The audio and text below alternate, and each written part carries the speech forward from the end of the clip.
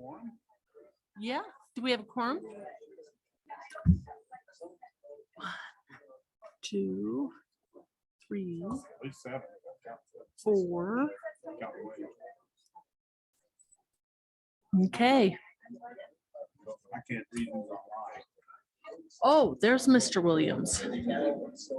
Get what?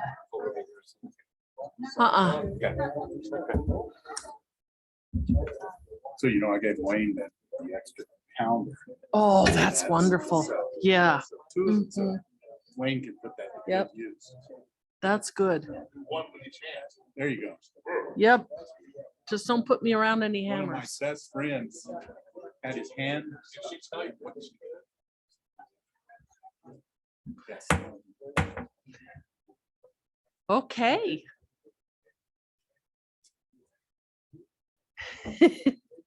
We would like to welcome everybody to the Pikes Peak Rural Transportation Authority. We do have a quorum, is that correct, Rick? And I don't see any of our members currently online, just some people watching or here to present. So thank you, everybody, for being here. Our first item of business is the approval of the agenda. And please state your name when you make a motion for the recording. This way and move approval. John Graham, second. Okay, we have a motion and a second. All in favor, say aye. Aye. Aye. Any opposed? Okay. Item number 3, that passes. Item number 3, public comment period for items not on the agenda. Jessica, did you receive any public comments? And anyone in the room who would like to make any public comments? Okay, there being none, we can move to item number 4. Item number 4 is approval of minutes from the April 6th, 2022 meeting. These were included in our packet. Does anyone have any questions? Seeing none, this Swain, I move approval. Second, John Graham. Okay, we have a motion and a second. All in favor, say aye. Aye. Okay, any opposed? That passes. Item number 5, financial reports by Bev.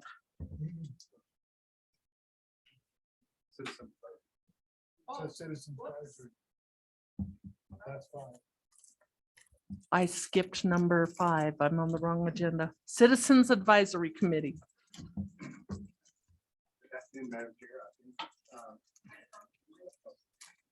Good afternoon, Madam Chair, I think, and the rest of the board.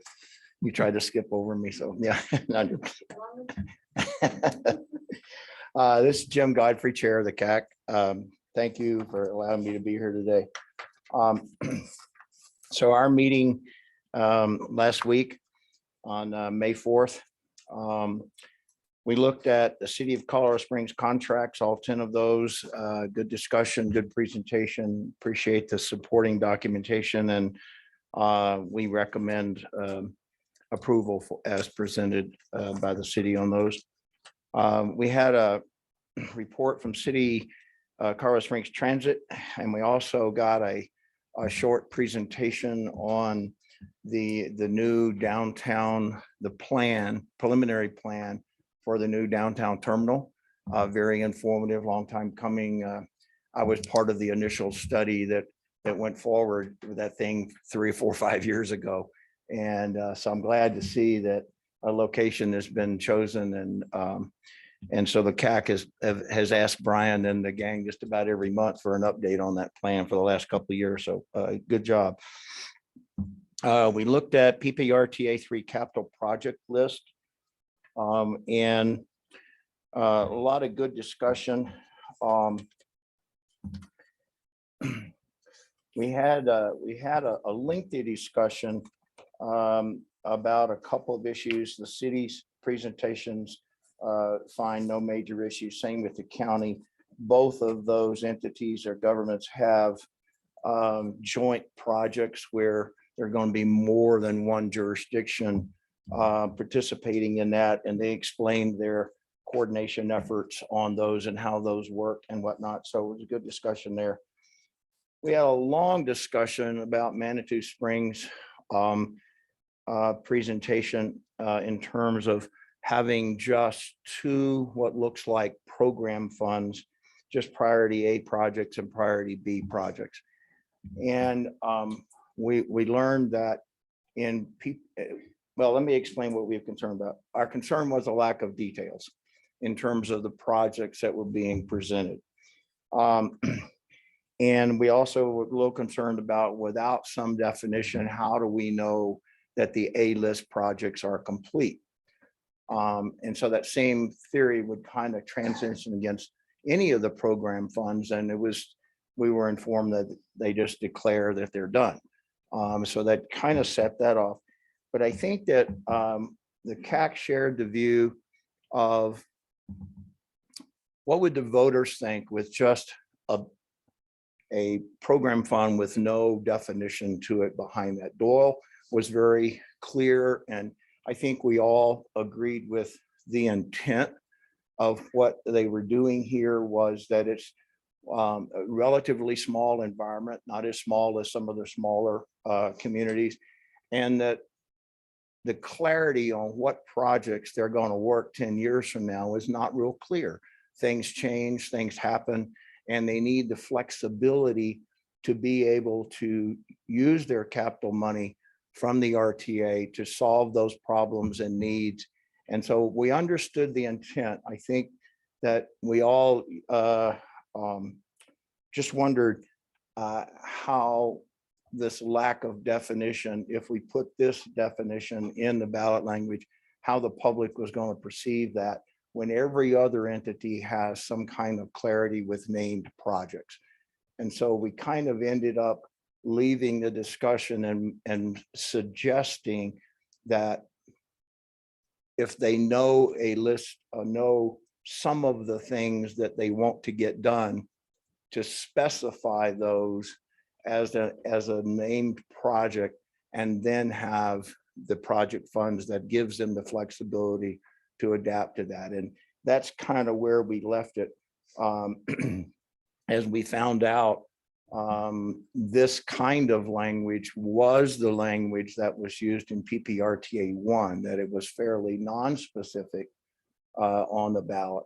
So with those comments, we recommend, that, and this is the first cut of the list, so we're not recommending approval. But I think I can speak for the members of the CAC. We uniformly were concerned just about the perception without having any detail at all to go on. And so that was our discussion around Manitou. And then the other one was just a minor, and it turns out, I think, to have been an administrative thing. On Green Mountain Falls, one of their projects was Ute Pass improvements. During the course of discussion, it turns out that's Ute Pass Avenue improvements, where they were looking at the connectivity of Ute Pass Avenue on the east and west side of the city. And so we also just made that suggestion to them. So, because when you said Ute Pass, I immediately jumped to the highway, to the CDOT project, and we didn't want people thinking we were doing CDOT work. So, and so that was on the project list. We also looked at the draft 5 amendment to the establishing IGAs, and we recommend approval as presented on that. Colorado Springs also had a request for a letter of support of a multimodal project discretionary grant funds. Gail presented that, and we recommend providing that letter of support, that the board do that. And we also looked at the draft policy number 31. PPRTA is an applicant for state grant funds, and we recommend positive approval on that. Then one last thing I would like to, some of you know about this already, but I represent the CAC on the Connect COS advisory group, Citizens Advisory Group. And I'm also on the Platte Avenue Corridor Study. The Platte Avenue Corridor Study is an RTA 2 project. And I think they're targeting RTA 3 for a list of improvements on their list on that. there is a series of 5 open houses that are being presented around the city over the next 2 months. There's one in each city council district. And 3 of those open houses are going to also cover Platte Avenue corridor and the results of coming out of that study. And so they're going to have the open house. 3 of those will have information about Platte Avenue. But all of them will have information about Connect COS. They've just started the advertising campaign for this. And the information is being sent out to council members and other members. But I know that some of you aren't on city council, and they got briefed on this the other day or recently. And so Gail may want to cover some of it later, but I just want to let you know that there are some meetings. Information is beginning to be posted on websites, both Connect COS and for Platte Avenue. And I have the pleasure of representing the CAC on those, both of those committees. So with that, I'll take questions. Are there any questions?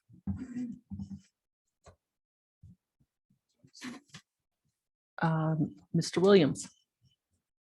Not a question, well, maybe it's a question. Okay. So Rhema has had paving projects as their only capital project in RTA 2.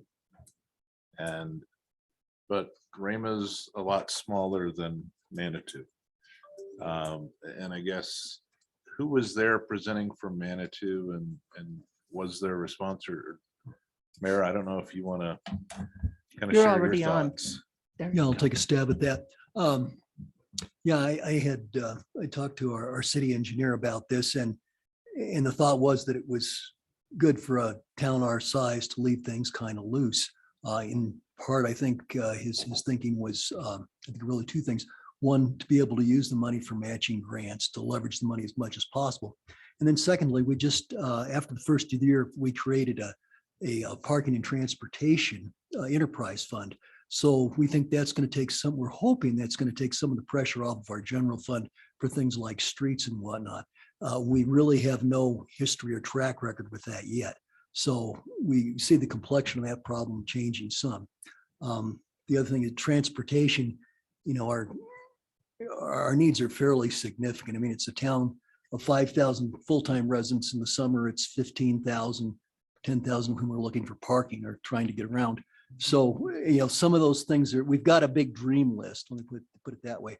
And there is some contention and decision about direction. So I think that probably tempered the thinking of the city engineer. Now we can definitely get more specific, and I think I can understand your concerns. So I don't see that that's really a problem. I do know from experience that anytime I come up with a list, the people at the top of the list who constitute 5% or less are very happy. And then I have 95% of people who are upset with me. So in part, this is simply perhaps fear on my part, but we can nail something together that I think is reasonable and responsible. If that provides a little insight. Yeah, there's that desire for flexibility, but at the same time, some specificity so that the voters know something there, and Rhema gets so little that just repaving streets probably works for them. I think if you can do that, I think that might be helpful, because obviously we want to meet the needs of the member jurisdictions. We also want to, you know, for those voters who are looking at lists going, well, what exactly is promised? I would note the other way, Jim, and other than they're done, is the initial concept has a certain amount of dollars going in. And so projected budget dollars going in for each project. And so that other way of saying they're done at least in part, although there's some flexibility to that, is has there been X amount of, you know, if we say we're going to spend $20 million on bridge replacement, have we spent 20 million on bridge replacement? And it's not exactly correlative in every instance because we have inflation and other things that may adjust. But it at least gives, there's a little more promise than just whenever we say it's done, it's done, I guess would be my point. Yeah, and I'd be remiss in saying that as a CAC over the years, we were very leery of an undefined program fund that had no visibility and no clarity. I think Dennis can remember conversations we had back when he was on, and the city stepped up and were the only people, and they had this back plan, but it just wasn't visible. And so it just looked like a pot of money. And when they started coming forward and says, hey, there really is a plan, and this is what we kind of plan on doing. It'll vary from year to year, but this is the things we want to try to get done. And we see the clarity of that when they make the budget submission. So it goes from broader to more specific to very specific in some cases. And that has, I think, relieved some of the anxiety or frustration that we had of not knowing, and to find out that there was. And so they've been very open. The only one with programs funds right now. I've been very open with sharing that, and we like that. Okay. Yeah, I'd say, probably a great example, that's the bridge replacement, where we're not sure what bridge will need replacing in 8 years, but we're pretty sure there will be a bridge that Right. needs it. And so rather than locked in to replace the bridge that can still function and leave the non-functioning one there, there is a logic to it, but it is important to have that kind of transparency, visibility for the public, and which is why I still think it is helpful to have a number of named projects and recognizing there might be some programmatic ones as well. So. And an example that's been used a couple of times would be that, you've got your, let's use intersection safety and traffic safety and stuff. And there's a major accident there, and it takes out a whole signal pole and the intersection electronic control box. It doesn't make any sense to put old technology back in there and fix it when you can use that money and bring it up to speed and upgrade it, and instead of spending bad money. And so I totally appreciate and understand, as a budget officer and people that have dealt with this my entire career, the flexibility of having that and how important that is. So we totally get it. Our big concern was the public perception. Well, thank you, Jim. I think we can come up with something that would provide some comfort and satisfaction for you. Thank you. Thank you. Any other questions? Thank you. Okay, I guess we need a motion to accept the CAC report? Is that true? Okay, Yes. This Wayne, move approval. This is John Second. Graham, second. okay, we have a motion and a second. All in favor, say aye. Aye. Aye. Any opposed? Okay, thank you. Now we will go to our monthly financial reports. First, the monthly financials, then the mid-year budget. Good afternoon. For March, we received 13 million, and we were 651,000 over the monthly budget, or 5.3%.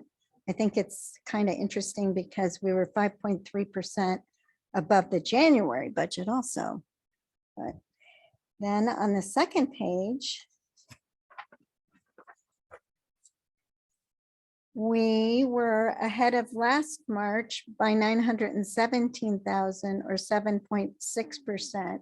In year to date, we're ahead 2,853,000. Are there any questions on these reports? Are there any questions? Okay, thank you for that report. So now let's go on to item B, which is the mid-year budget amendment revenue estimate.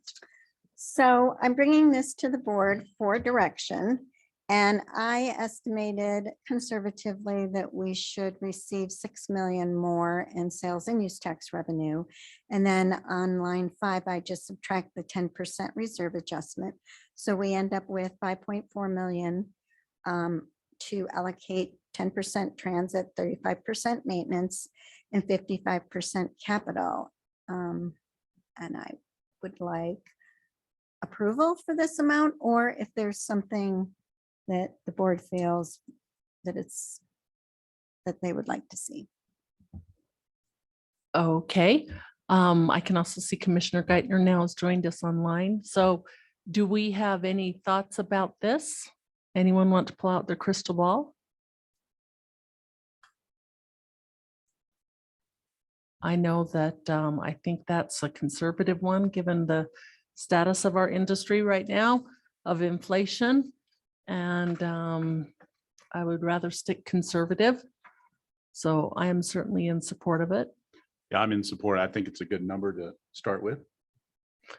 And if something changes drastically, we'll have to do another mid-year one, but I don't know as if it will this year.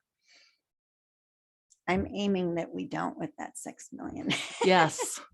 There is one area right now that's really going down, and that's new construction builds because of the interest rate hikes, because you can't lock in an interest rate on a new build. So it's actually helped existing home sales that are already built. So that could impact these numbers. Mhm. Okay, if there's no comments, I'll entertain a motion. I'll make the motion to approve the mid-year amendment. Randy Helms. Dennis Carpenter seconds that.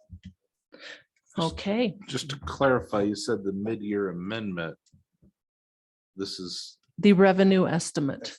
estimate to use for that because that's a whole public hearing process. when we Right, actually do the right. hearing. This isn't this is Okay, just great. getting direction on going forth with this estimate because member governments need to do their planning. And Got then you're in the middle of a motion, but on that second page, there is $8.9 million of 2021 revenue over budget that will be included in the mid-year budget amendment.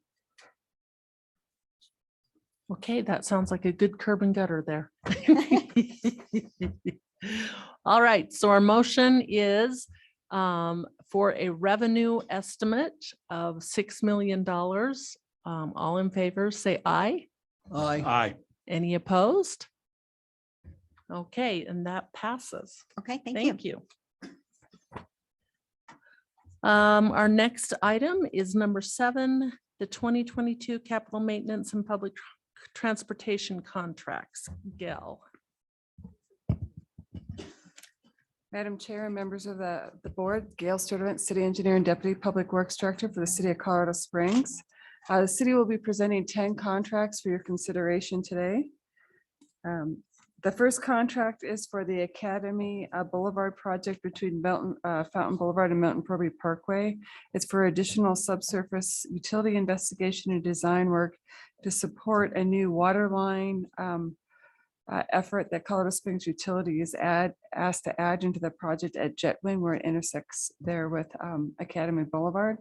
The cost for the services would be $19,060 to AECom, and it would be anticipated to be completely reimbursed by Colorado Springs Utilities. All right, the next contract is for the Black Forest Road widening project.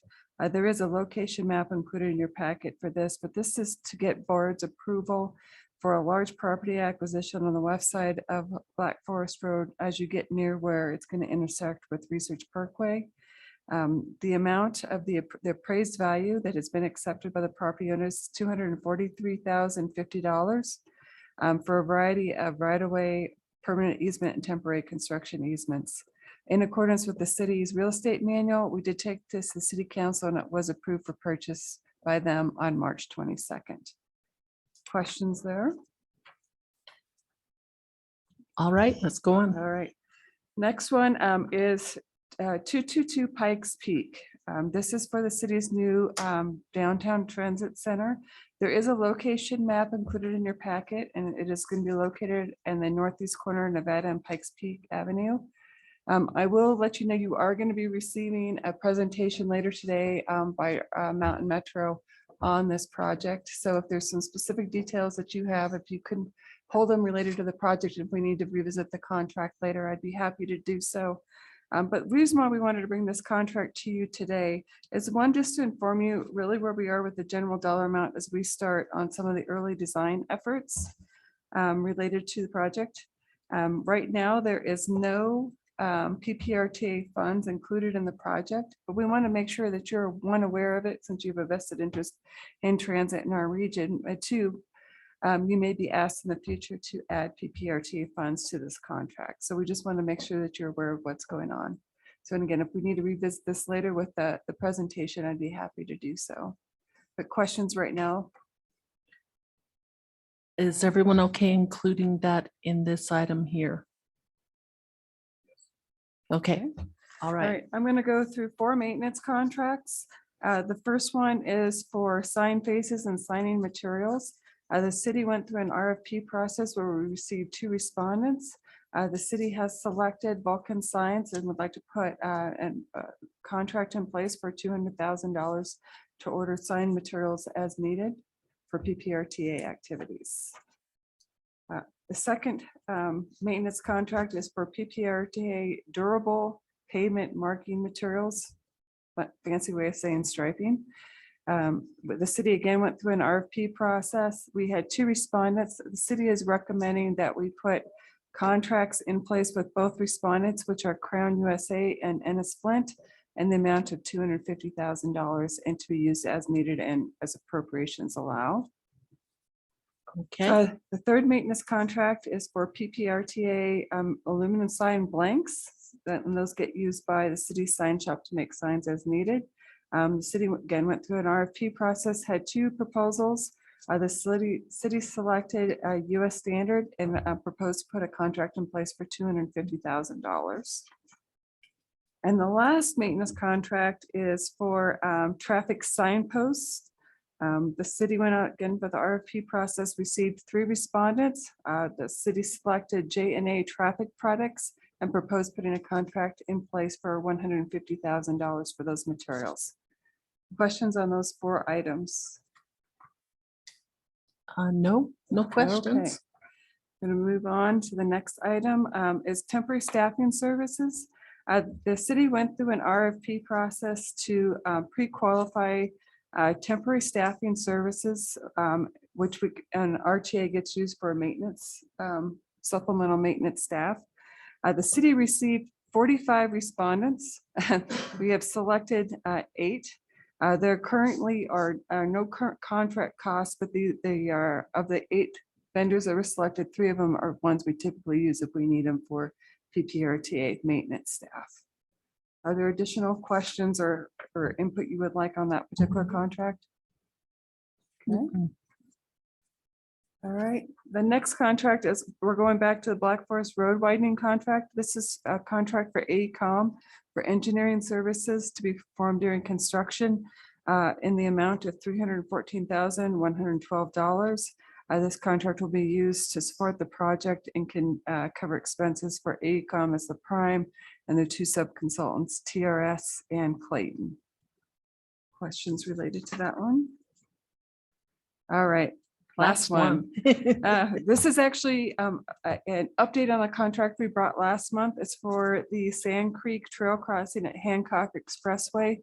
As you recall, last month I brought the contract. The bid opening had been the day before, and we thought that we were going to have a contract award of $1,172,288. As our procurement officers continue to look through the materials provided by that provider, they realized that it was not a complete bid and deemed them non-responsive. So they're recommending that the contract be awarded to Illuminic in the amount of $1,268,341.93. For PPRTA, the cap for the contract value is still $100,000. The difference between those 2 bid amounts will be covered by the city's Parks TOPS funding. Questions related to that update or any of the other contracts for that matter? Okay, seeing no questions, I'll entertain a motion to approve the City of Colorado Springs contracts. Move approval of Colorado Springs contracts, John Graham. Second, Roland Gardine. Okay, all in favor, say aye. Aye. Aye. Any opposed? Okay, that one passes. All right, now we are up to the other reports. City of Colorado Springs Transit Services Monthly Update. Craig? Well, good afternoon, Madam Chair, members of the board. I'm Craig Blewett, Transit Services Manager with City of Colorado Springs. I'm going to go through our monthly update report pretty quickly and then move on to our presentation on the new downtown transit center and multi-use project that will be led by Ryan Phipps of City Engineering, who's a project manager on that. First, our monthly update. So this is for March ridership numbers.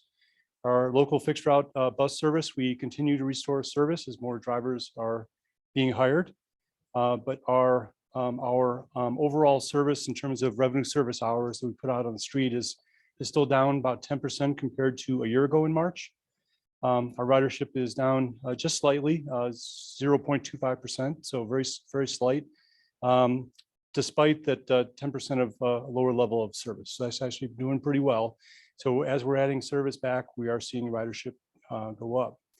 And we expect to see a good bump in our ridership once the free downtown shuttle starts running here fairly shortly. Moving on to ADA paratransit service, that has not been impacted by the driver shortage, and ridership continues to grow back. We're actually getting pretty close to pre-pandemic levels on the ADA paratransit service side. The taxi option use is significantly lower than pre-pandemic levels. We've been talking about that the last several reports. We think that has more to do with the taxi company performance really than anything else. So at this point, we're not concerned, but we are monitoring and looking at, could be looking at new options in the future. On the van pool side, so we have increase in ridership over the previous month in February and slightly higher than March of 2021, but still way below pre-pandemic levels. And we think that's mainly attributable to the change in commuting patterns that we've seen since the pandemic. With that, I guess any questions on that part of our monthly update before I move on? Okay, I would like to hand this over to Ryan Phipps with City Engineering. He's the project manager on the East 222 Pikes Peak, or Travis is going to talk first. I think we get to hear from Travis first and then Ryan. Very good. Thank you. Yeah, if you would, Craig. And I don't want to impede the great progress and efficiency that the chair is running the meeting with, but I would like to take just a moment and recognize Craig. He's going to be retiring on June 24th and will not be at next month's meeting. So this is his last update to you all. So I just wanted to recognize him and pause for just a moment to thank him for his years of service to PPRTA and all that he's done. So.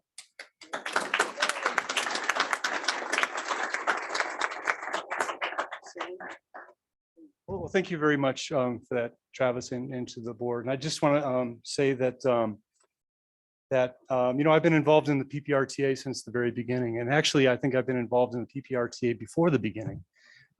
So I was one of the limited number of city management staff and county staff and PPACG staff that put together the original PPRTA proposal, which was a 3.5-page document in December of 2003. And I want to say that I really enjoyed giving these briefings over my time. I've enjoyed working with my colleagues at the city and other government partners here at PPRTA with PPACG themselves. And I just wish you the best going forward possible. I think, this PPRTA has been a success by any measure. It's addressed a serious backlog of capital infrastructure projects, maintenance projects, and has provided a dedicated funding source for improved transit. And I couldn't think of where we'd be without it. So thank you so much for what you do. Wish you the best going forward. Thanks.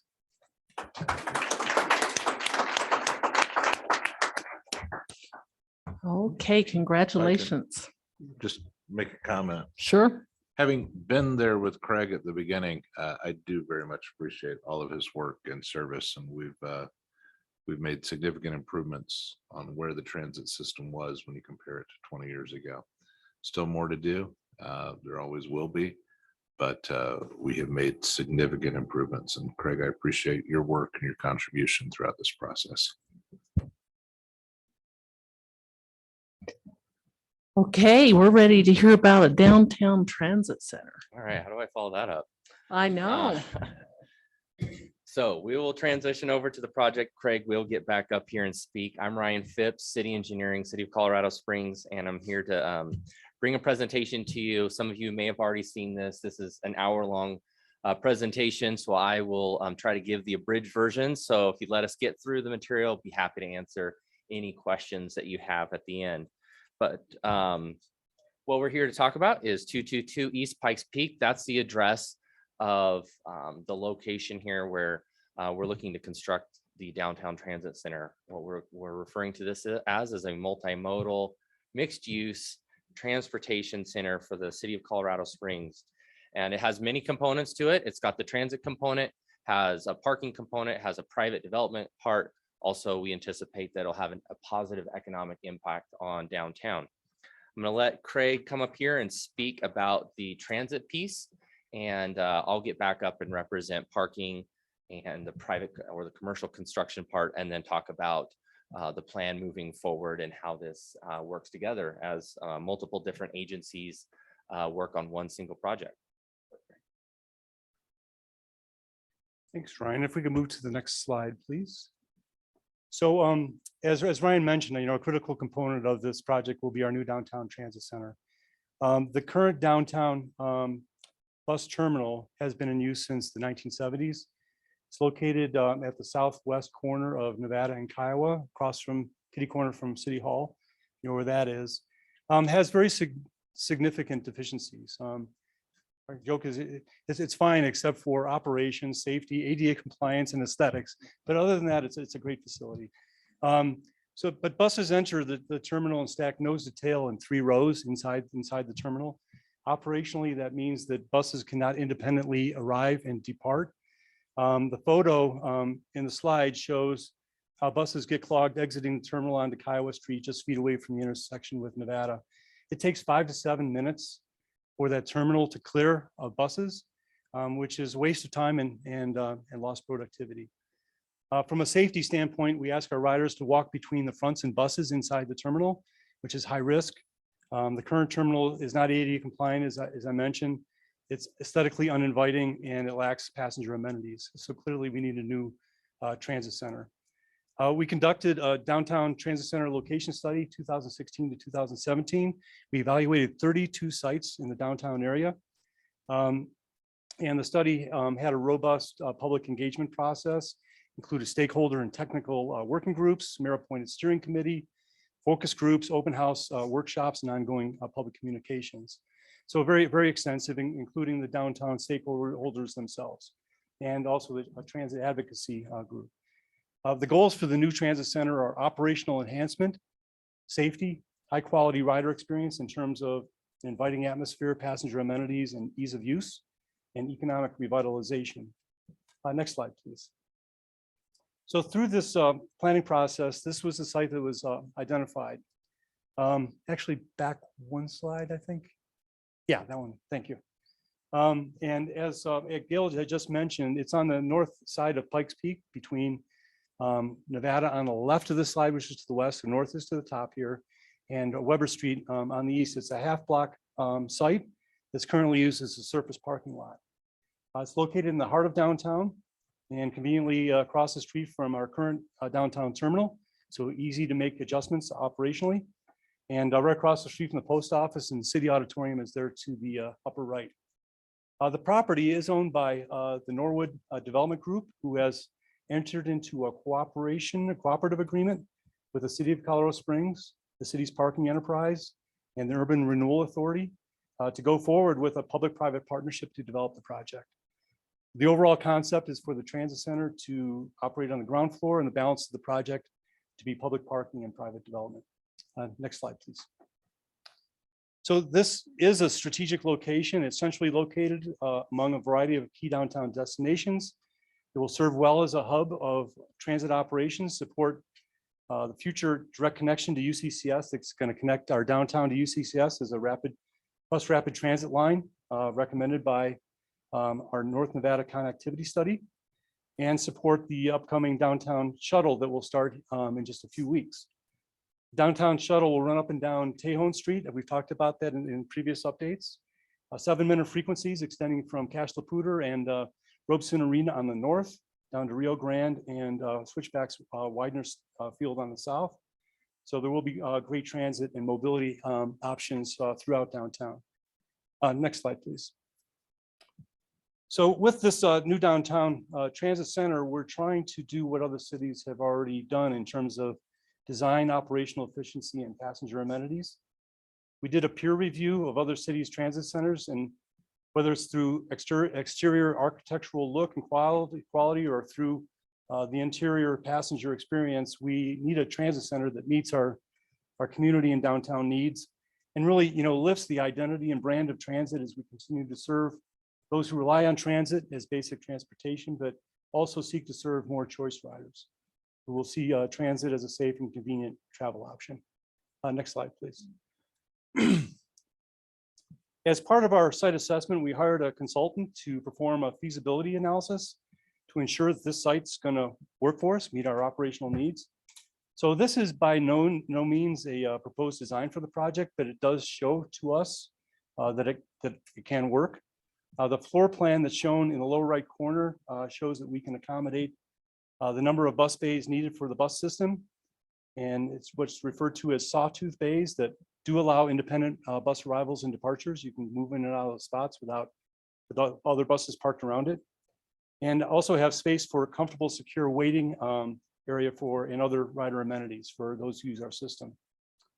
The other renderings show how the lobby could be set up like an airport for gates for each bus bay with independent bus access. Each gate could be dedicated for a specific route with real-time arrival and departure information like airports.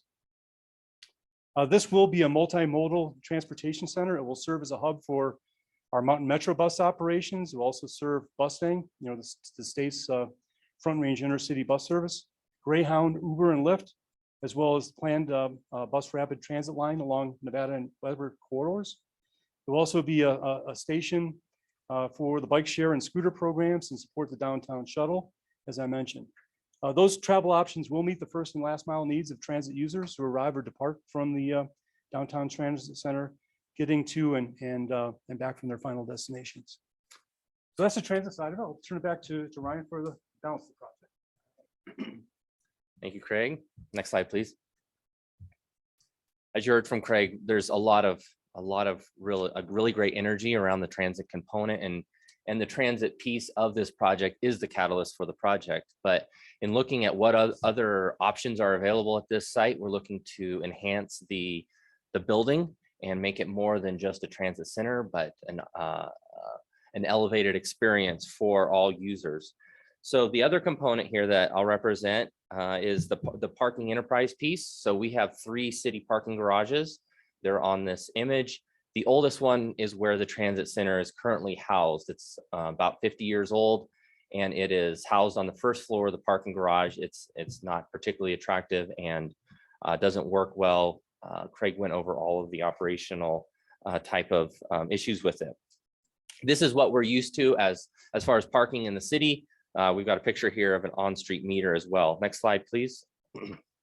However, there's kind of a new generation of parking garage and ways in which we can make parking for vehicles more accessible and easier on the users. And so with this image, we have some colorful exterior for the parking garage just to make it a little more pleasing to the eye than what our standard parking garages are. And then the other images represent really kind of wayfinding within the parking garage using paint, numbers. You can use digital technology where you can find your parking spot more easily. And then I really like the wayfinding. There's a green light there that represents a light over each parking stall to let you know as you look down the aisles whether or not there's an open parking stall. And I'm sure we've been in other cities where we've seen parking garages like this, and it's super useful. So this is the type of garage that we'll be looking at. the parking enterprise is looking at 3 different options. One would be to enhance the existing Kiowa garage. One would be to replace the Kiowa garage. And then the third option would be to replace and enhance as far as the number of parking stalls that we'll look at. So as we review the design and look at our different options, those are kind of the different levels of parking capacity that we'll be looking at. Next slide, please. On the commercial piece, what we envision is the transit and parking will be a single layer, the entire ground floor, the whole width of that block, the 400 feet. And then on top of it would potentially be 2 towers. And so we'll look at 3 different options. One would be 2 office towers. The second option would be an office and a hotel. And then the third option would be office and then residential. So our selected consultant will be required to analyze this site with those different alternatives. And it's actually fairly complex because each of these uses actually has a completely different type of floor plate and the structural system that supports those. And then we would have to push it through a parking garage and a transit center, which also have different structural framing floor plates. Next slide, please. This image shows an example of a floor plan, and then on the left, kind of how we envision stacking all these different uses into the same building. You may have a ground floor commercial space where you would have like coffee shop or something like that, a small space. Then you would have the transit component inside, have a couple layers of parking, and then the commercial space on top. Next slide, please. So Craig did a really nice job of outlining what the cooperation agreement is, but to reiterate that, there's a cooperation agreement that's in place between the city of Colorado Springs, Mountain Metro Transit, the parking enterprise, the URA, and Norwood Development Group.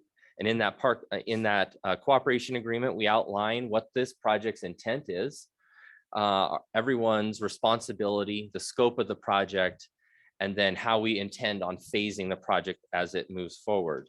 Next slide, please. So this is a basic outline of those phases and a timeline. So the cooperation agreement covers the first 2 phases of design, which is concept and schematic design. Concept will look at all the alternatives that are present at this site that I outlined, the multiple different parking situations, the 3 different configurations for commercial development. We'll look at all those and analyze, determine which one we feel is the best one to move forward with. Schematic design will kind of narrow in on that selected alternative. At that point, we need to further the P3 arrangement between those groups. The cooperation agreement only covers the first 2 phases of design. So at that point, we'll kind of have a break and determine how the rest of this project plays out. There's multiple ways that a P3 project can work. And so we wanted to get far enough down the road to know what this project looks like.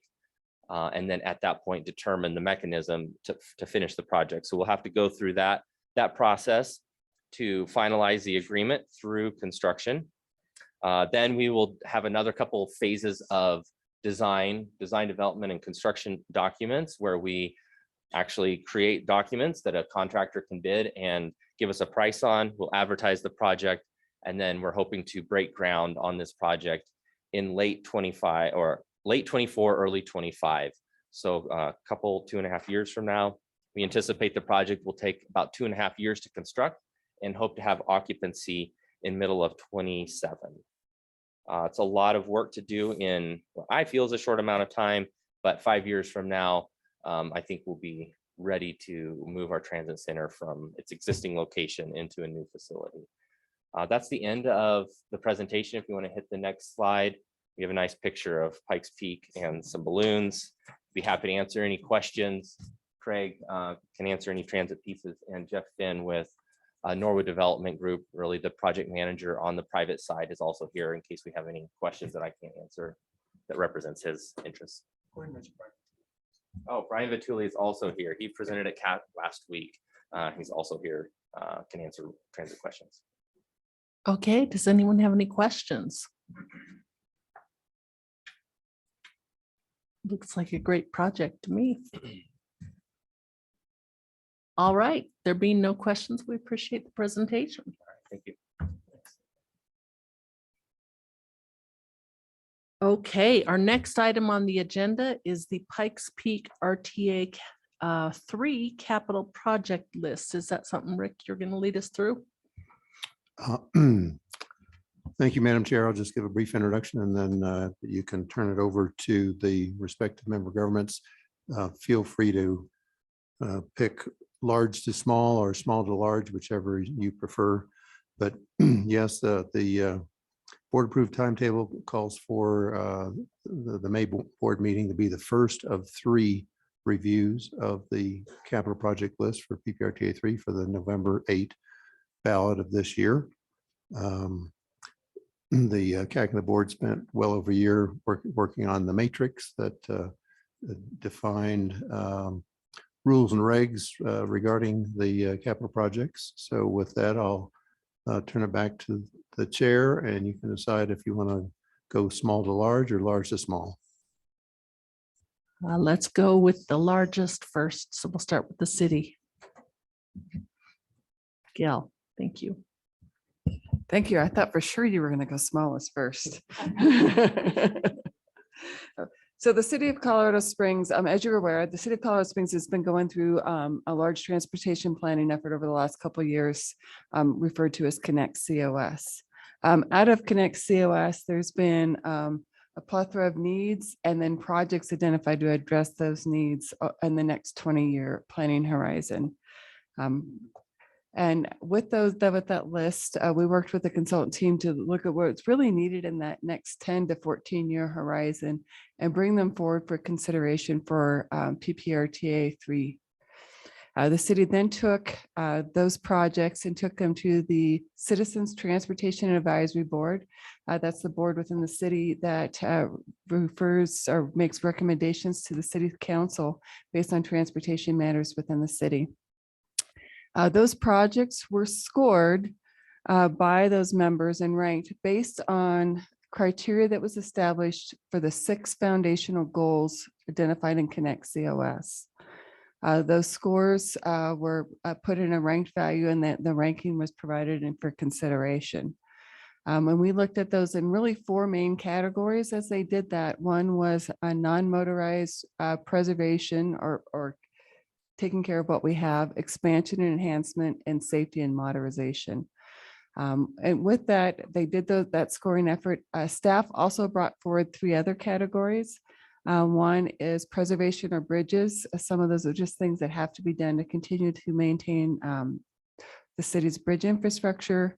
Then we had capital programs that included the transit pieces and then the trail programs. And so those were not necessarily scored, but those were things that were also presented for the CTAB's consideration for the body.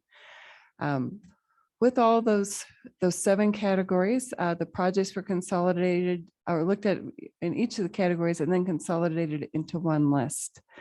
And with that, the staff was able to look at it and take non-scored criteria. And when I say that, you got to remember CTAB looked at the 6 goals that were established under Connect COS.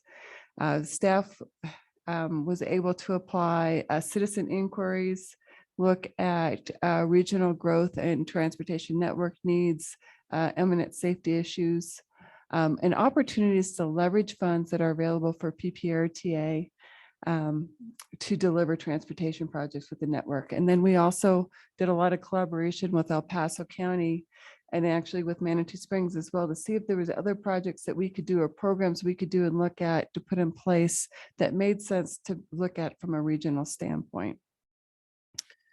That being said, the city has developed a list.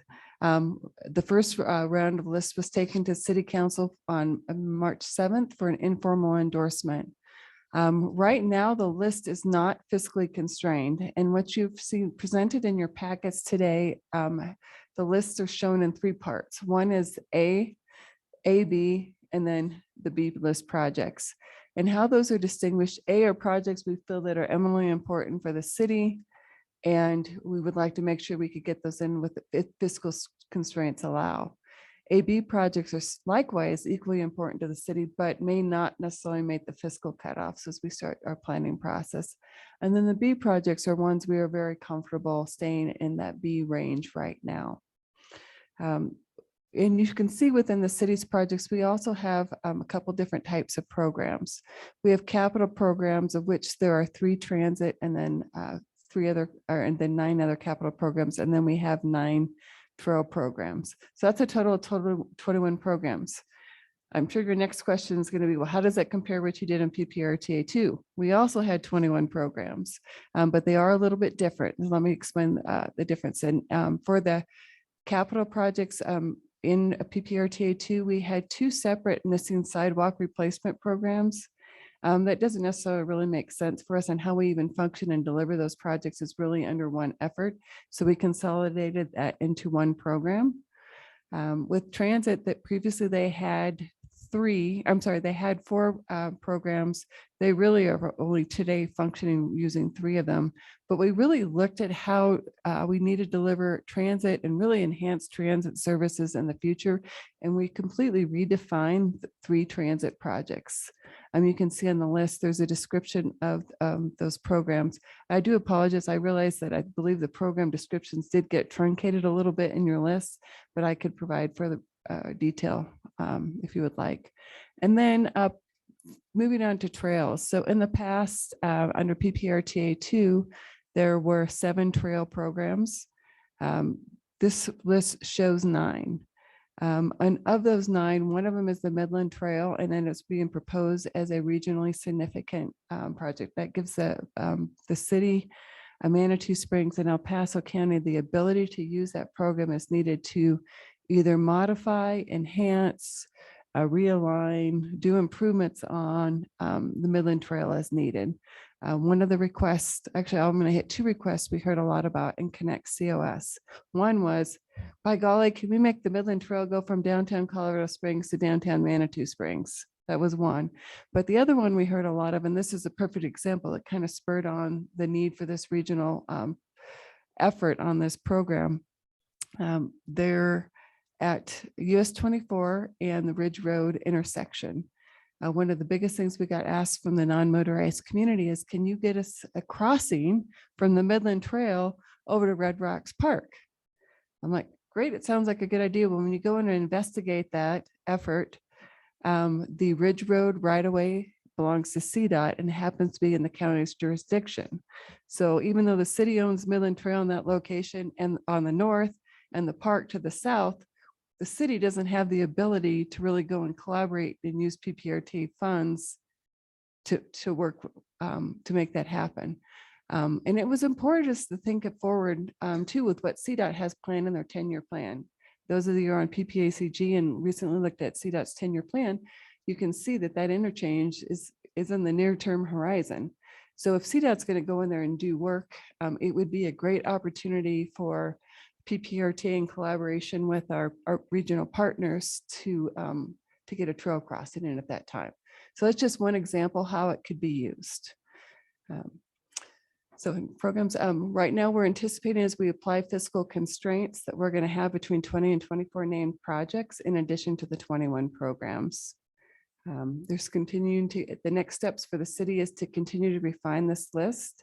And when our refinement is going to be focused on a couple of things. One is as we get the fiscal constraint component. So as you're aware, we've gone through a lot of construction cost estimating and we're applying those fiscal constraints.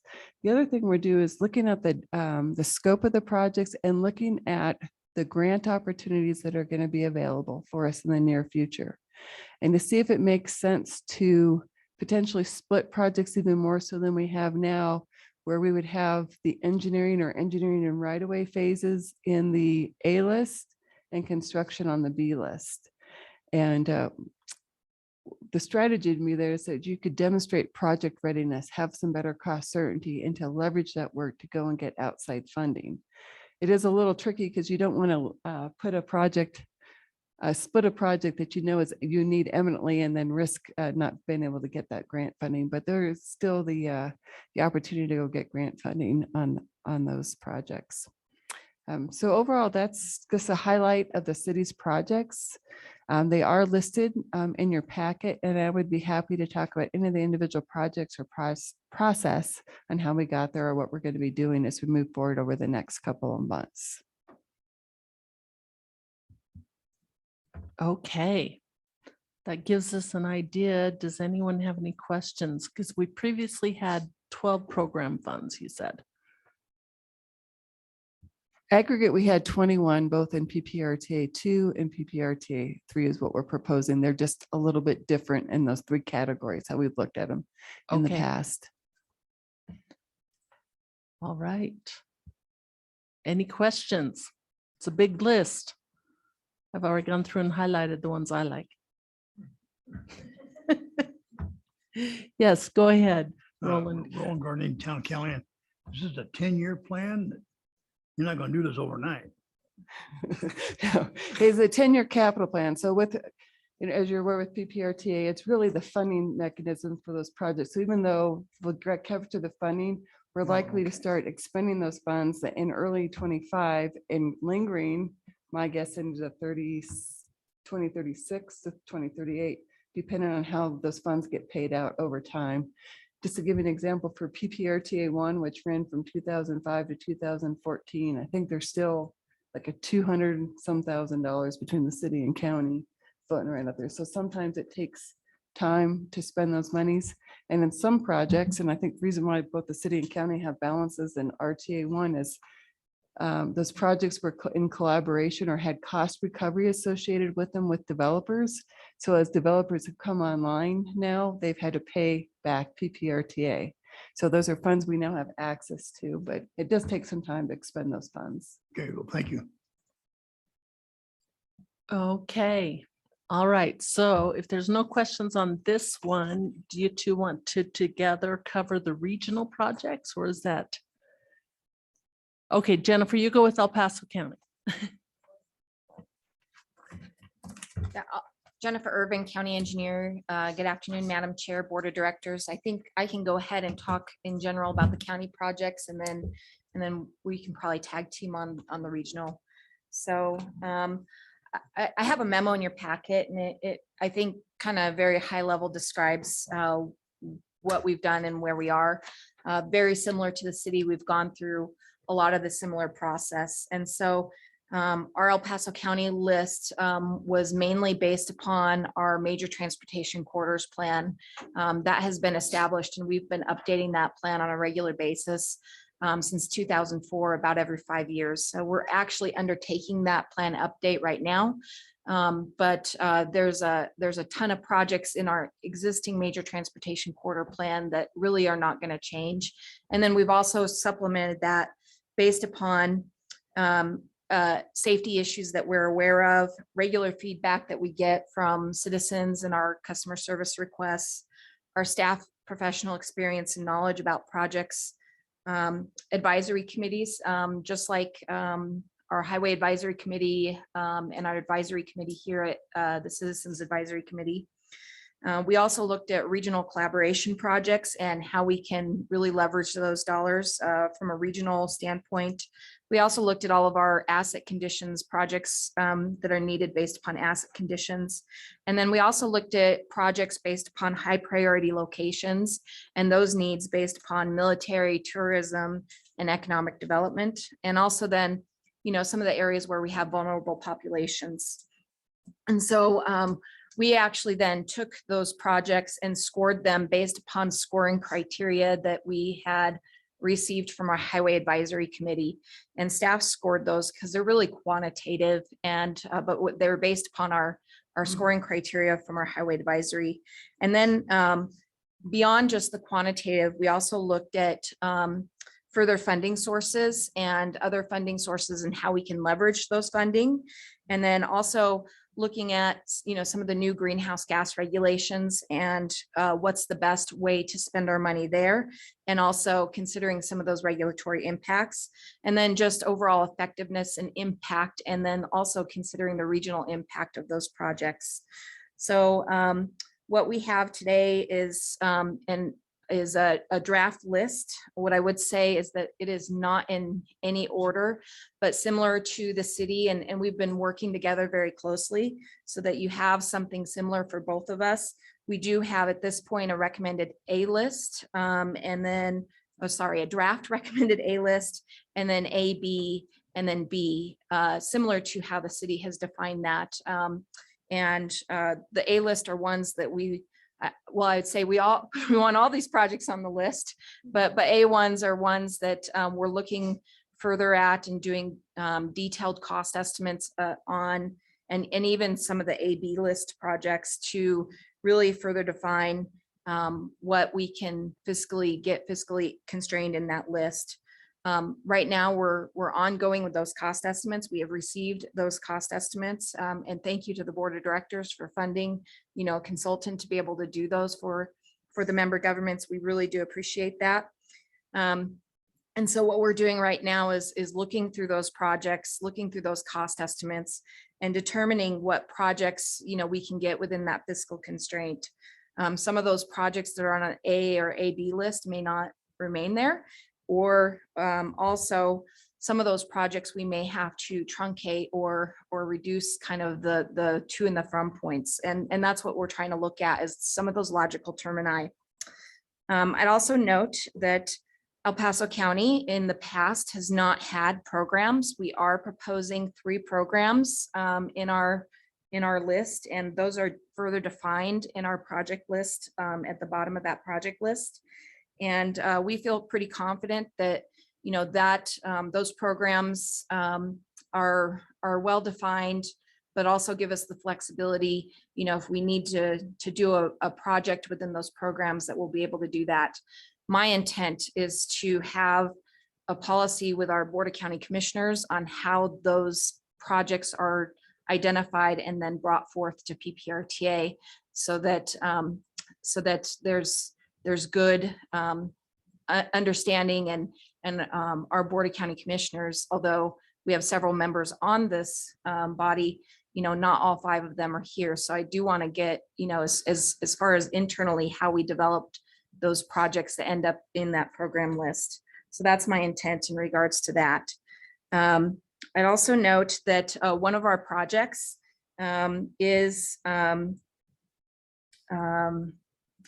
really a joint project, and it's not really noted that way. Really a joint project with the town of Calhoun. Part of it is within the town of Calhoun, and part of it is mainly in El Paso County.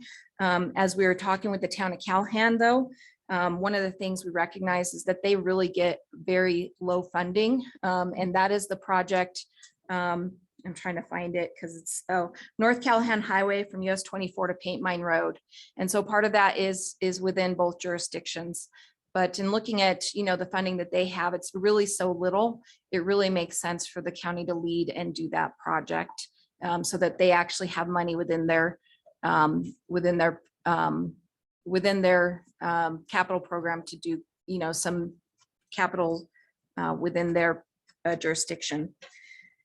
And then finally, kind of next steps, we are continuing to go through and refine our list similar to the city.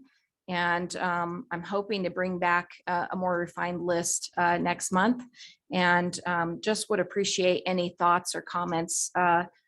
We've received some thoughts and comments both from our Highway Advisory Commission and during a work session with our Board of County Commissioners. And we did receive some comments from PPRTA CAC, and would welcome any comments so that we can continue to work to refine our list. Any questions? Councilmember Williams. So when you've got a lot of the projects listed there are safety / preserve. So that means what? So one of the things that we're going to do when we come back is have a more defined, and we have it, it's just not shown here, similar to what the city has, is kind of a more defined, here's what we think.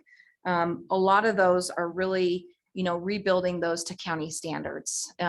Some of those are not really capacity projects and adding lanes, But most of those are really bringing those up to county standards, adding intersection improvements, adding shoulders, addressing horizontal and vertical curves, those type of things, addressing access management.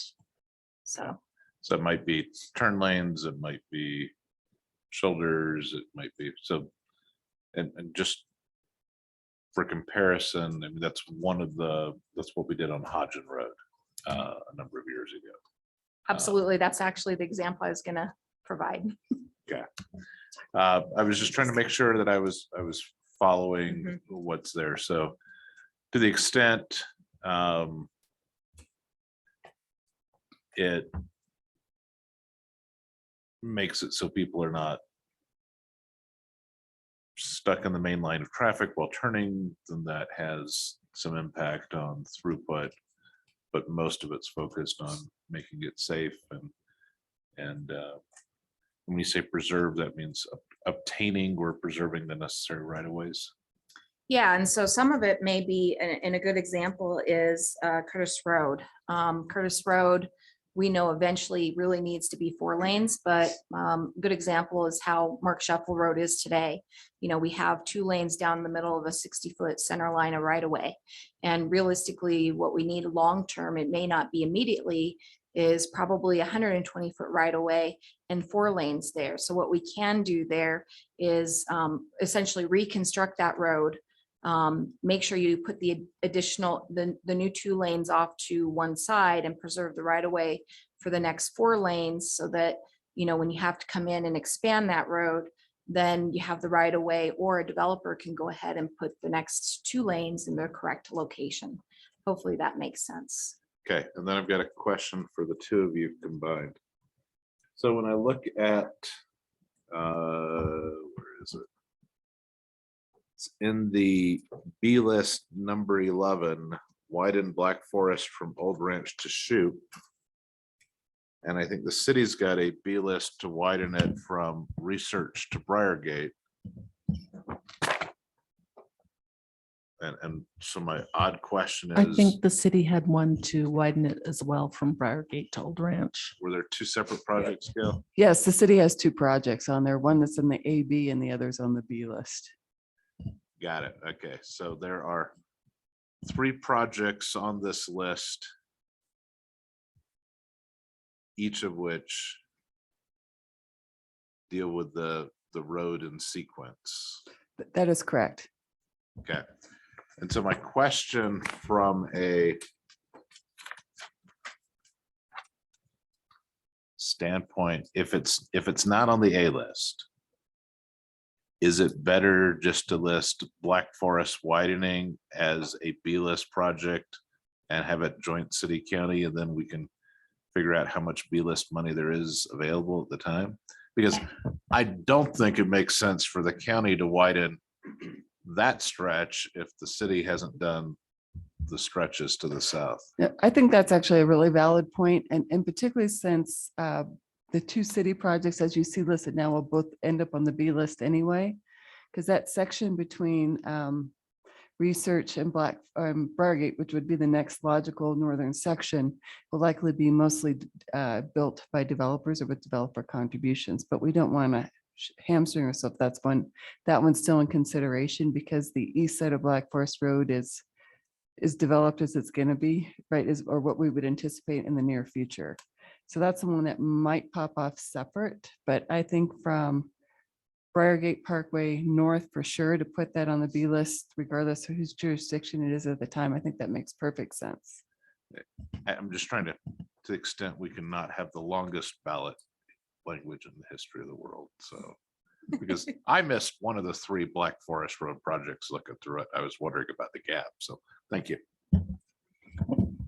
And I think that that's something that we're going to continue to refine between all jurisdictions as we move forward. A good example too is that we're looking at some of our cost estimates for some of our projects, and we may have to curtail those. So as if we do that, I mean, what I would do is then, you know, add that to our B list project that may be down below. So that's something that, you know, we're looking at not only internally, but as we coordinate with the city of Colorado Springs. And I do have one question, and then if the mayor has one. So I assume any project that was on the 2012 B list is still included in this list? Have we checked for that? From the county standpoint, we looked at those. I'd have to go back and make that comparison, but we did include those in all of our considerations.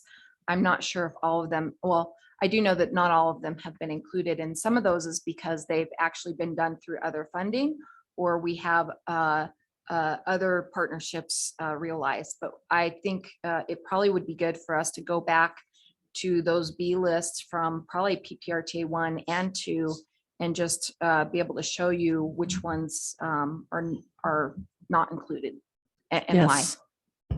I can tell you from the city standpoint, every B list project that was included on that 2012 ballot was at least considered, but like the county, some of those have dropped off as well. And for a lot of the exact same reasons, whether they were funded by usually it's because they were funded by development or grant funding. Okay. All right. Madam Chair, we would like to take a moment to talk about the regional projects. Yes, if you go have- ahead. Okay. So right now, what you see on the list, and it varies a little bit between the city county, there are currently 6 regional projects. The first one is Mark Shuffle Road improvements from Woodman Road down to North Carefree Circle. I already mentioned the Midland Trail. We've got the Powers Boulevard extension. It's actually the southern extension. And right now, the city and the county have that defined a little bit differently on those limits, but it's really to fund the engineering and right-of-way acquisition or preservation for the future. And regardless of how we have them named now, the intent is really to follow the recommendations that come out of the CDOT Planning and Environmental Linkage Study, which is currently ongoing right now. We have Powers Boulevard Extension North from basically State Highway 83 or Interquest up to Voyager, and then the Stapleton Drive and Briargate Parkway improvements. And I would envision all those being on the A list right now. We have one right now that's that we've had a lot of discussion about it. And Jennifer, the good news is Jennifer, I agree, but there's still some strategy behind it that we have to iron out, is the Woodman Road widening from Black Forest Road to US 24. And we've been very hesitant to put this on the PPRTA list. And the reason being because right now we have federal funding associated with that project. So today, the city in collaboration with the county have STBG Metro or STBG money or STP Metro funding for the engineering work that runs from Powers Boulevard all the way out to US 24. So our intent is to take that engineering work from and that whole extent and to finalize that to get 6 lanes, 3 in each direction.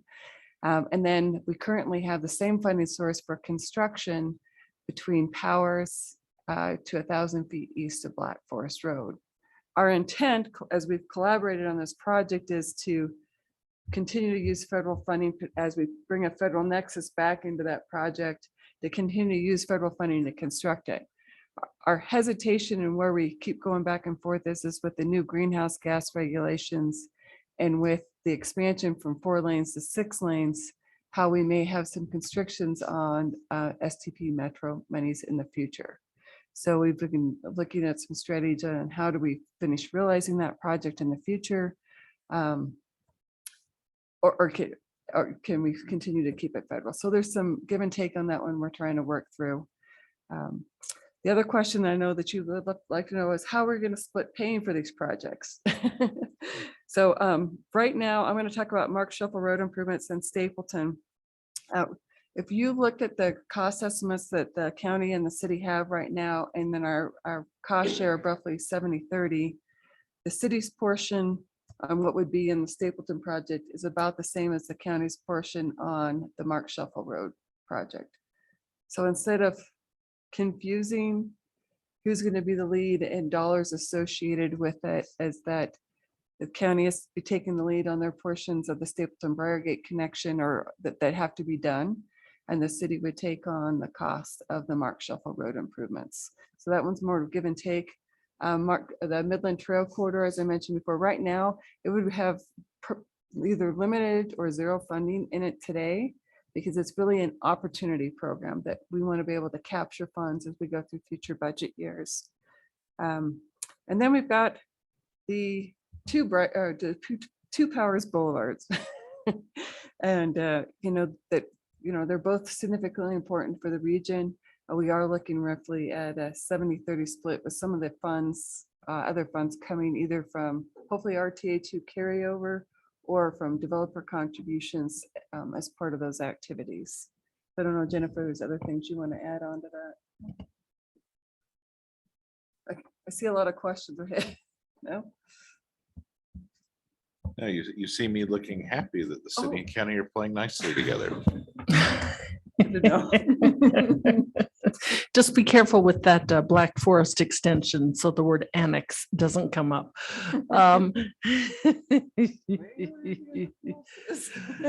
Okay, so let's see who's next here. The historic Manitou Springs, the city of Manitou Springs.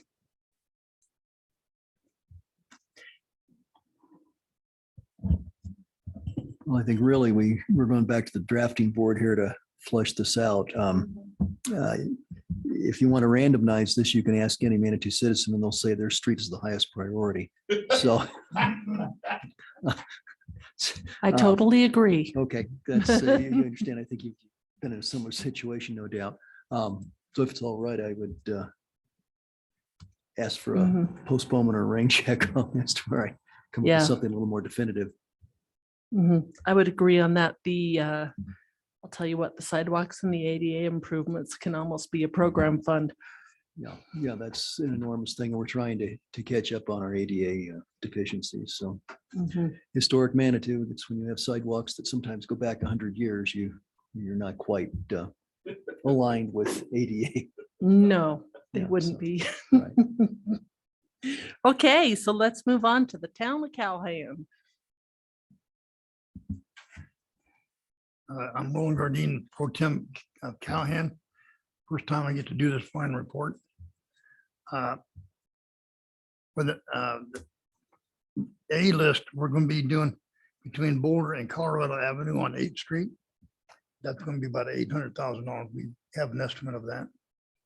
And then on the B list is around from 24 all the way around the bank from 8th on 8th Street. And that's significantly less.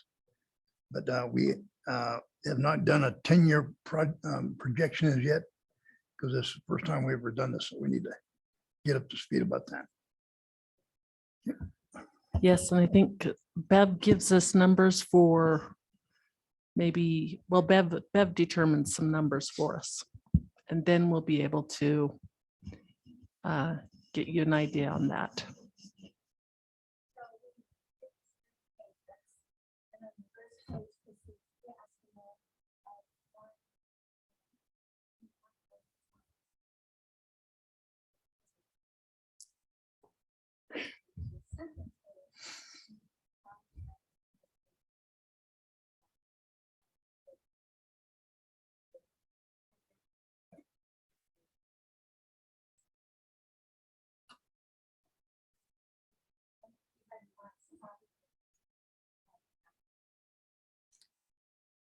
Okay, I think the important thing is that the staff still has a copy for our various city staffs.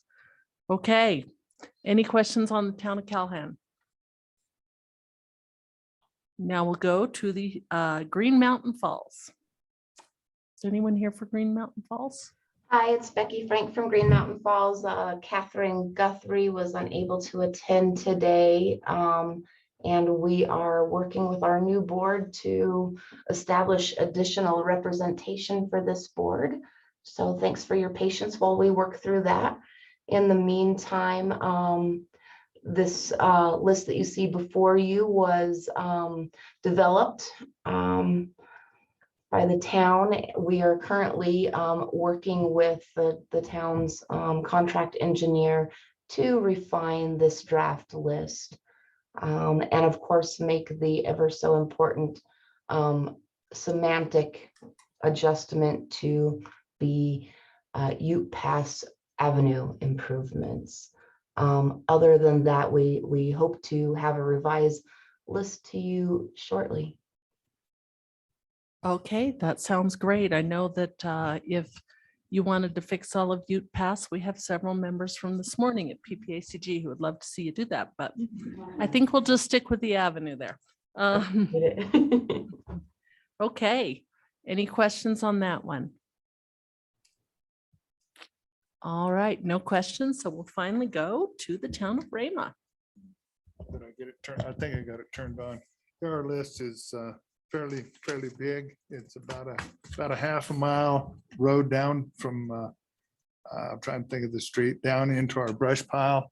It's non-accessible most of the time if it rains or snows down in there. It's pretty bad. And then the new road to our sewer plant, we'll come back with that when we find out exactly where they're going to put it and where the engineers are going to bring the road in from off of Rhema Highway. We don't know if they're going to come in from the north or from the west or from the south side of that. That's our 2 A-list projects. And our B list is curb and gutter throughout the town. That's to be determined on, that's kind of like Green Mountain or like Manitou was, we can come back with some more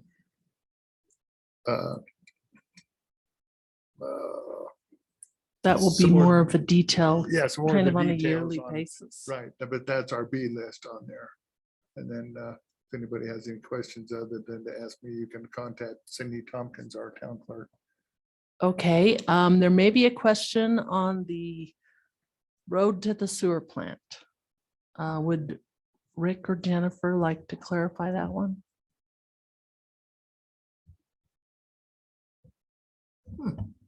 Sorry, trying to move something that's not movable. I think we were going to discuss that a bit in executive session today. Okay.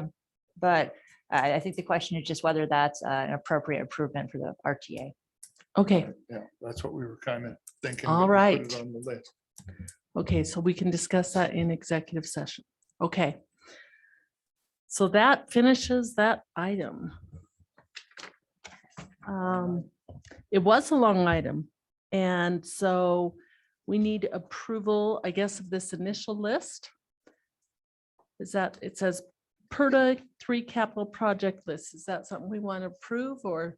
If you wish, I think no motion would be fine as well, because you're going to talk about this at your June meeting and July meeting. So I think it's up to you if you want to approve the tentative list or no motion. Jennifer? Yeah, I don't think any approval is required today. This was the first look. I think that we will have a formal approval at a later meeting. Yeah, so let's not do a vote. Let's just keep that as an informational item. And item C, the draft 5th amendment to the establishing IGA. Jennifer. It's going to move my chair closer so I don't have to keep laying sideways here for the mic. This is the draft 5th amended and restated establishing IGA. This essentially is necessary just because of the PPRTA 3 ballot question that would be coming up this fall. I've been asked why we're doing it so early since we haven't even gotten to the ballot yet. This is actually the same timeline we used for PPRTA 2. The reason being that the establishing IGA actually gets referred out to all the member governments. They then have to approve that by their governing bodies. So that process takes a while. The amended and restated IGA doesn't become effective unless 1, all the member governments approve it, and 2, the ballot question successfully passes. So the changes that are being made here are really just a couple of cleanup items that we found. I swear every time we read this thing, we find some other nit that we missed on a previous review. To add in the concept of the PPRTA 3 ballot question and the PPRTA 3 capital projects. And then also to add Calhan. They're already added as a party effective January 1, 2022. But this gives them the dignity of actually being listed in the IGA by name and just memorializes that process. So no substantive changes here, really just updating it for this new ballot question. Okay, are there any questions? Rick, do you have additional? Is there some specifics on the motion? Yeah. So let's wait to see if there's questions first. So the motion would be actually to direct legal counsel to refer this out to the members for consideration. It's a funny situation where a creature of this establishing IGA, the PPRTA is, but we don't really have any control over its substance. So we have sort of been the drafter and refer of the establishing IGA to the member government. So that would be, it would be to refer it out for approval. And when we refer that out for approval, it requires a 2/3 majority or a super majority? 2/3. I'm gonna look at Rick. We'll have to research that and hopefully get back to you in a few minutes. I Yeah, I can't think remember. it's a 2/3 majority of every member government is my off the cuff recollection of that. Mhm. So, Yes, and any amendment to the IGA is a minimum 2/3 of the entire body of each of the 6 member governments. okay. So I will entertain a motion to refer this out, to have Ms. Ivy refer this to all of our attorneys to get this approved and hopefully be back by July, right? Sure. Yeah, Let's go to July. July. July might be hopeful. But yeah, then we can get it back. That gives us some time. Anyone would like to make that motion? This Wayne move approval. John Graham, second. Okay, we have a motion and a second. All in favor, say aye. Aye. Aye. Any opposed? Okay, that one passes. Now we're to the City of Colorado Springs monthly change order and El Paso County next. Go ahead, Gail. Gail Sutherland, City Engineer, Deputy Public Works Director for the city. The change order log and the right-of-way updates are available in your packet, and I'm available if there are questions, since it is an informational item. Any questions? All right, let's go to El Paso County's monthly change order. Jennifer Irvin, County Engineer. Similarly, we have information in your packets. If you have any questions, I'm happy to answer those. Okay, any questions? All right, there being no questions, so we appreciate the information on both of those. Letter F, City of Colorado Springs request for letter of support for multimodal project discretionary grant. Rick or Gail. Madam Chair, Gail Sturtevant again with the City of Colorado Springs. The city is requesting that the PPRTA board provide a letter of support for the city's grant application. Underneath the new program is the Multimodal Project Discretionary Grant Fund or Grant Opportunity. Within that grant opportunity, there are actually 3 programs.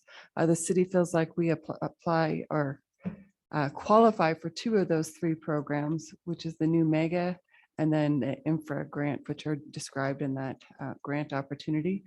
And the city is planning on proposing for the South Downtown Rail Underpass Reconstruction Project. Similar to the project we applied for the Chrissy grant back for last November, which we still have not heard the results of, but that would be additional funds that could be used towards this project.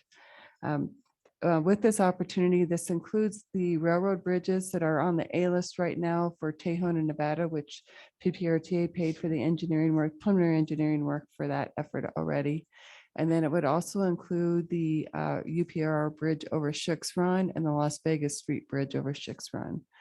Those bridges, particularly the railroad bridge, is hydraulically insufficient, has some challenges in and of itself, but it also serves as a barrier for the city's trail network. If you go and look at the plans for the continuity of the Legacy Loop or that Shooks Run Trail, which is part of the Legacy Loop, both the rail line and Las Vegas Street present a barrier. So as we go through and look at the projects that we've taken that preliminary engineering work, the proposed alignment, and we've put a grant application together. The one thing I will say that is different from what I prepared for the memo in your package, because we've gone through a cost estimate update just between November and now. We've gone from the 86.8 million up to 100 million. Now, not all of that is cost escalation. There's actually some additional trail components and multiple linkage components we added in to make sure that we were meeting the criterion well to be selected for this grant opportunity. So with that, I'm available to answer questions, but we greatly appreciate PPRTA's support. We would anticipate using PPRTA funds for some of the local match. The local match over that 100 million, we would be asking for 77.1 million under the two programs, with a local match aggregate of 22.9 million, with funds coming from PPRTA, from the BNSF Railways, the city's Parks Department, and general fund monies and Colorado Springs Utilities. Okay. Any questions about the grant application? Move approval this way. Second, it's Randy. Okay, we have a motion and a second to approve the letter. All in favor, say aye. Aye. Any opposed? Okay, we will get that letter signed for you at the end of the meeting. 9A, boy, did we see Dan come on at any time? Oh, there he is. Hi, Dan. Hello, everybody. We are ready for the last day of the legislature report. I'm really ready for the last day of the legislative session, actually. You got till midnight. I know. This year, there were 657 bills. As of yesterday, there were still 130 outstanding. So there's still some work to be done there, some big issues to deal with. But fortunately for us, our one big issue, House Bill 1062, thanks to the hard work of Jennifer Ivey and Rick, and a special thanks to the House Minority Hugh McKean, who was willing to continue to work on his amendment and get the language right that we would give him, which would have written us out of that bill, but it was killed in committee about 2 weeks ago. So it did salvage where we were, and we didn't have our $15 million on the line. But really, a special thanks to Jennifer for her hard work, and again to House Minority Leader Hugh McKean, who was more than willing to work with us and make sure that we had no damage, that we were not collateral damage in his bill. So I think that ended up being about as good case scenario as good for us. But that's sort of the highlight of our session. We did track, I think, 9 other bills, just kind of on the periphery, but the one we spent a lot of time on certainly came out for us. So they are still on the floor in both chambers working right now. And we'll have several more conference committees to handle some of their big issues. But that's sort of a highlight for the RTA for this legislative session. Okay, are there any questions? All right. Now, there being none, I hope that you enjoy 12:01 a.m. tonight. I'm looking forward to it. Okay, and we appreciate all you've done for us. So thank you. Thank you very much. Okay, thanks. All right, our next item, the draft board policy number 31, Purda as an applicant for state grant funds. Rick. As the board will recall, this concept was approved by the board at the last meeting, subject to getting a more detailed draft board policy to review. That's attached. It's a full page to capture all of the details. And if the board is agreeable, we'd appreciate a motion approving the new draft or new board policy 31. And this has been reviewed by the CAC as well? Yes. Okay. Just to be more specific, the concept was that the PPRTA would be agreeable to be the applicant for state grant funds for our member governments, where member governments might have a Tabor revenue cap issue, then the PPRTA could be applicant for those grants for PPRTA projects that benefit the member governments. Okay. Any questions on the policy? Okay. Go ahead. So Jennifer, is this your drafting or I'm talking? Maybe. Okay. Okay, so this presumes that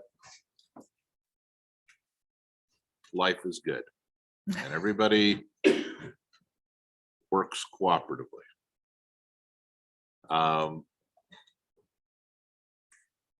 And I may have missed it. What happens if Dennis decides he's going to send in an application and he doesn't want to go along with whatever it is? Because this looks like it requires unanimity. Is that an accurate way of describing it? Sorry, I'm not quite understanding the question. You're saying after grant application that someone changes their mind? No, they don't go along with it. Let's say that the city, Green Mountain Falls, county, and Manitou all have this cool project along 24. Mhm. And Rhema's got a project they want. Mhm. And you don't have an agreement on the prioritization. Oh, yeah, that's 1D. So, Okay. yeah, 1B is if there's a single application, it's asking the member governments to agree on the application and the prioritization. C is in the event that you could have multiple applications, then you could do that. And then D is basically if everybody can't get along in the sandbox and agree to the prioritization and the application process, then they would have to come to the PPRTA board, and the PPRTA board may make a determination or might say, you're not playing nice in the sandbox, we're not going to apply for any of them. Yeah.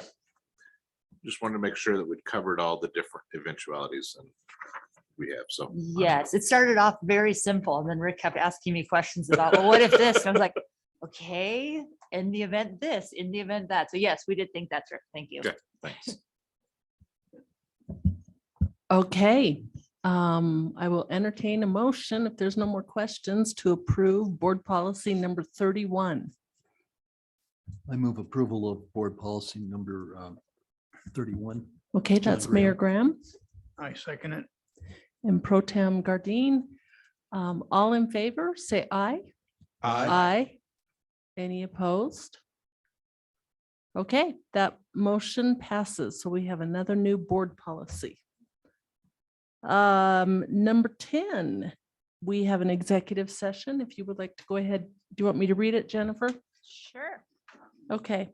Executive session pursuant to section 24-6-402, parens 4, parens B, CRS for the purpose of receiving legal advice on specific legal questions related to the Pikes Peak RTA ballot issue for the November 8th, 2022 election, if necessary. And so we do need to go into executive session. Yes, please. We get a motion to that effect. This way, move we go into executive session for the stated purposes. Okay. Second, John Graham. All right, we have a motion and a second. All in favor, say aye. Aye. Aye. And any Anyone opposed? What? Sorry, I just wanted to make sure no one was opposed. So I know we have several members online. So since it's a 2/3 majority, I just wanted to Okay. make sure. All right. Anyone opposed? Okay, and before we adjourn into executive session, Rick has a comment. It's more of a question, Jennifer, is it worth the board chair stating that no action items will be? Reading my mind. I Okay. was going to state that I don't foresee there being any action items after the executive session.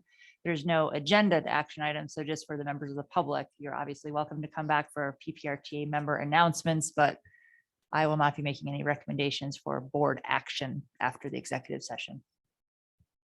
Okay, there will be no recommendations for board action after the executive session. So let's go ahead and excuse a few people in the room and we'll get going. And then while we're excusing folks, I'll just state for the record, we have convened to executive session. It is May 11th, 2022. We'll be providing legal advice, which is privileged and confidential. Therefore, no further recording needs to be made of the session. For those on Zoom, we're going to bump you into a waiting room unless you sign off, and Carrie will leave it on so that way you're available on here.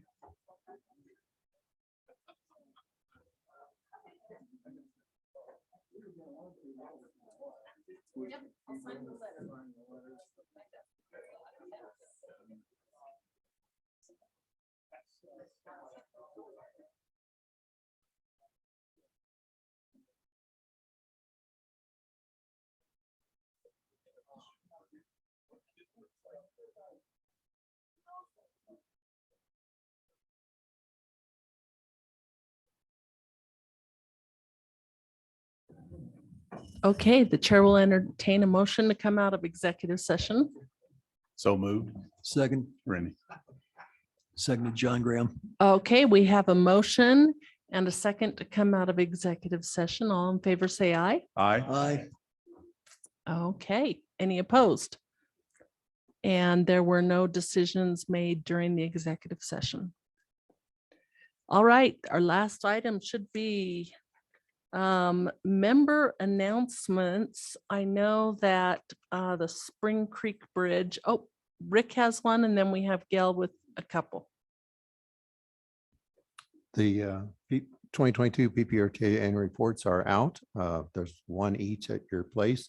Feel free to stop by over here and grab a handful or as many as you want. I have lots more upstairs. I've delivered to Centennial Hall and the cab and City Hall and other places. And I'm in the process of getting them over to 21C so they can go to all the libraries. So, but feel free to come by and grab a handful. Okay. And Gail, did you have an announcement too? Yes, I have 4 brief announcements, Madam Chair. First of all, I did bring a map that shows the city's PPRTA projects as presented. They were not in your packet, so get those passed out if you're interested in taking a look at that.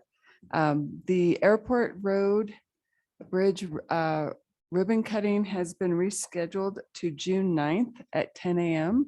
If you haven't seen it already, you'll be receiving an invitation for that. And Commissioner Williams and Councilor Avila will be speaking, and I think with me, as it turns out. Well, awesome. And then the Pikes Can Peak Green, June 9th. June 9th at 10 a.m. Is that part of the CDOT tour that they're doing? Oh, there's a CDOT tour that morning too. That was just put on our calendars this morning. CDOT is doing a tour of the region that morning. Well, we had a day that worked out for everybody.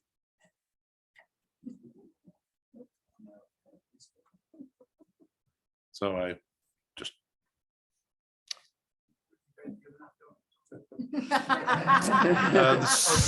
Well- The CDOT tour starting here with bagels. We can work it out if we need to and see if Commissioner Gonzalez wants to do the ribbon cutting, because I think it's in his district. Oh, it's in Cammie's. Okay. I tell you what, why don't we worry about that offline? So it may or may not be on June 9th. The Okay. alternate date I had thrown out there had been June 15th, but I don't know if that's definitely not been vetted yet. So I know. So anyway, more to follow that. Okay, the Pikes Peak Greenway Trail construction is going to be, they are going to have a ribbon cutting on May 27th at 1:30 p.m. and it's located behind Criterium. I don't believe you've seen invitations on that. I think they've just finalized the date and schedule on that, but you should be seeing an invitation for that if you'd be interested in attending. As you recall, that PPRTA funded the local match portion of the federal funded grant that Parks Department obtained to do that work. I saw a bunch of video photos. In fact, they're in the quarterly report, which Rick will give you guys next month. It looks fantastic. So I'm excited to see that in person. And then the last thing, Jim Godfrey mentioned the Connect COS. There are actually 6 council district, 6 meetings that are going to be coming up for Connect COS, with 3 having that Platte Avenue. I wanted to mention though, as one of the stations, because it's going to be open house, there is going to be a PPRTA station. So if you're interested in stopping by and seeing that, you'll see me at 5 of the 6 locations. Anyway, but if you want more details on that, on the overall information, I'd be happy to share that with you. Thank you. Okay, does anyone else have any member announcements? We got Territory Days coming up. Is that's old Colorado, that's Colorado Springs? For someone who does that. Okay. I have All a right. quick update from Green Mountain Falls, just that our Stilling Basins project funded with PPRTA funds has been posted. The invitation for bids has been posted. There is a link to it on the town's website. Awesome. Thank you, Becky. Thank you. Go ahead, Councilmember Helms. I just wanted to say I will not be here on the 8th of June for our meeting. I will be in Washington, DC. Okay. All right. So if there are no further announcements, the chair will entertain a motion to adjourn. Second, John Grant. Okay, Wayne made the motion. John seconded. All in favor, say aye. Aye. Aye. Okay, we're done. Hey, Jeff. Good. I just finished a meeting. Is literally while you were ringing the phone, we were adjourning from the meeting that I'm in. Perfect. My day was wide open too. Yeah. Yep.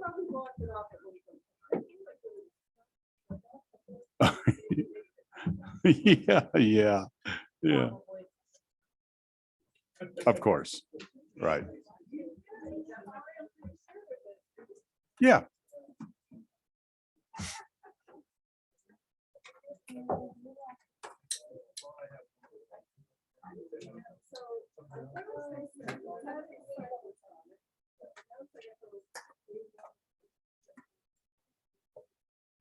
Right.